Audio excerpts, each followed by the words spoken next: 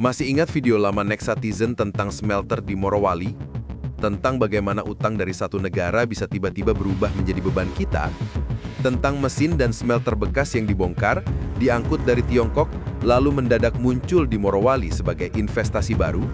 Tetapi yang menanggung resiko dan kehilangan justru sumber daya alam Indonesia? Semua dilakukan dengan proses perizinan yang, mari kita sebut saja, tidak melalui pintu utama. Jalan tikus, lorong gelap, atau mungkin jendela kekuasaan.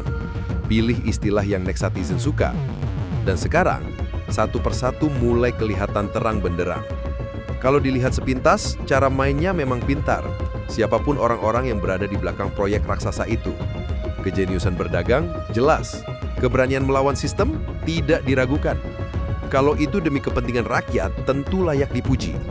Masalahnya, kalau ternyata semua itu hanya demi kepentingan kelompok tertentu, demi mengeruk habis hasil tambang, mengendalikan harga nikel, mempercepat produksi tanpa laporan memadai, sambil meninggalkan kerusakan lingkungan, itu sudah bukan lagi kecerdikan, tapi penjarahan bersarung investasi. Dan yang lebih mengerikan, kalau sampai ada kekuatan besar yang membuka pintu belakang, memberikan karpet merah, dan ikut menjaga agar permainan itu tetap berjalan tanpa tersentuh hukum. Di titik itu, publik berhak bertanya, seberapa kuat sebenarnya negara selama 10 tahun terakhir? Seberapa besar pengaruh oligarki, kroni ekonomi, dan lobi asing yang mengalahkan kewibawaan institusi sendiri? Pertanyaannya sekarang, Pak Prabowo, apakah Anda berani membongkar semuanya? Tanggung jawab yang Anda pikul lebih berat dari siapapun. Kalau bukan sekarang, kapan lagi? Kalau bukan Anda, siapa lagi? Dan berikut potongan cerita dari Pak Said Dudu ketika masih menjadi staf khusus Menteri ESDM Sudirman Said. Saat itu ia turun langsung ke lapangan. Ia menemukan bahwa PT IMIP dibentuk menggunakan izin dari Kementerian Perindustrian, bukan ESDM. Padahal aturan mensyaratkan smelter hanya boleh dibangun jika perusahaan sudah memiliki IUP. Namun proyek raksasa itu sudah berdiri. Cepat sekali dibangun, lengkap dengan kawasan, pelabuhan, hotel, semuanya. Bahkan sebagian direksi adalah ex-pejabat dari kementerian terkait. Di titik itu, apakah ini hanya ketidakteraturan administrasi atau memang sudah ada pola untuk menyiasati hukum? Dan kebetulan, atau mungkin bukan kebetulan, semua itu terjadi berbarengan dengan isu pelarangan ekspor ore nikel.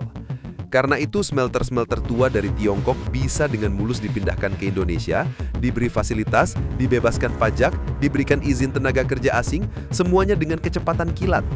Karpet merah menggelar dengan sendirinya.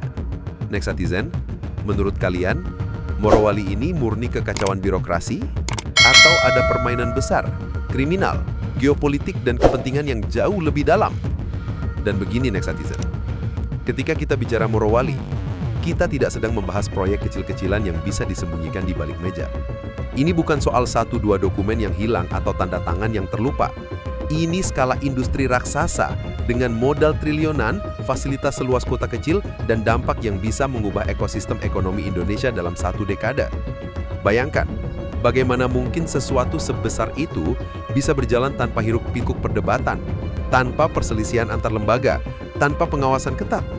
Jawabannya sederhana, karena semua hal besar biasanya tidak berjalan diam-diam kalau tidak ada restu dari tempat yang juga besar. Dan disinilah publik mulai bertanya-tanya, siapa sebenarnya yang punya kuasa untuk mengatakan lanjutkan saja? Siapa yang bisa membuat banyak pejabat memilih diam? Siapa yang bisa membuat berbagai lembaga seperti kehilangan suara? Dan siapa yang begitu dihormati sampai-sampai jalur tikus bisa berubah menjadi tol mulus untuk investasi asing? Pertanyaan-pertanyaan itu tidak harus dijawab dengan nama. Kadang cukup dengan melihat pola, karena pola tidak pernah berbohong. Lihat kembali kronologi 10 tahun terakhir. Larangan ekspor ore tiba-tiba muncul. Smelter-smelter dari luar negeri tiba-tiba pindah ke Indonesia seperti sedang diekspor balik. Perizinan salah alamat, tapi tetap gol. Tenaga kerja asing masuk tanpa banyak sorotan. Fasilitas bebas pajak mengalir tanpa rem. Produksi nikel menggila, tapi laporan ke negara justru mengecil. Lingkungan rusak, tapi tidak ada alarm keras dari pusat. Dan saat semuanya mulai meledak ke permukaan, barulah publik sadar, oh ternyata puzzle ini sudah disusun sejak lama. Kesimpulannya Nexatizen, kita bukan sedang menonton kisah tentang satu smelter. Kita sedang melihat cermin dari 10 tahun kekuasaan yang terlalu kuat untuk dikritik, terlalu dekat dengan modal, dan terlalu longgar terhadap kepentingan asing. kita melihat negara yang terus-menerus kalah. Kalah oleh uang, kalah oleh lobby, kalah oleh permainan kelas global. Namun sebuah bangsa tidak mungkin bangkit jika masa lalunya tidak pernah dibuka.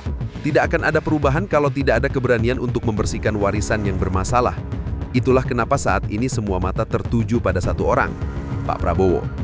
Beliau sudah tahu betapa besar luka yang ditinggalkan. Beliau paham bagaimana sistem ini dibuat berlapis-lapis.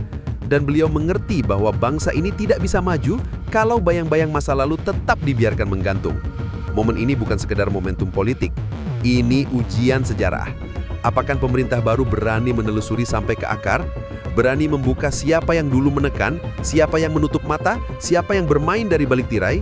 Berani menegakkan hukum meski harus menyentuh lingkaran-lingkaran yang selama ini dianggap tidak tersentuh?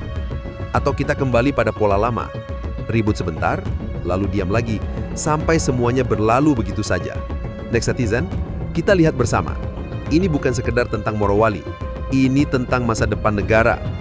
Tulis pendapat kalian, subscribe untuk konten seru lainnya. Jangan lupa nyalain notifikasi biar nggak ketinggalan update terbaru. Let's bring fun to the next level!